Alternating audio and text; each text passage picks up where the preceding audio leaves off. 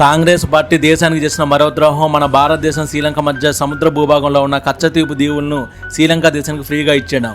ఇటీవల Tamil Nadu BJP chief Annamalai కచ్చతీపు దీవులను శ్రీలంకకు ఎలా అప్పగించిందనే విషయంపై సమాచార హక్కు చట్టం కింద సమాచారం తెచ్చుకున్నారు. వాళ్ళు ఇచ్చిన సమాచారం ప్రకారం 1974లో ఉన్న కాంగ్రెస్ ప్రభుత్వం ఇండో శ్రీలంకన్ మారిటైమ్ అగ్రిమెంట్ పేరుతో కచ్చతీవుపై హక్కును వదులుకున్నట్లు ఒప్పందం చేసుకుంది. ఈ ఒప్పందం ప్రకారం భారత జలాలు ఈ దీవి పరిధులకు సముద్ర జలాల్లోకి చేపల వేటకు వెళ్ళకూడదు. అసలు భారత జలాలు ఆ భూభాగంలోకి అడుగు పెట్టకూడదు. అసలు ఈ దీపాన్ని శ్రీలంక ఏ యుద్ధంలోనూ గెలవలేదు, బలవంతంగా స్వాధీనం చేసుకోలేదు.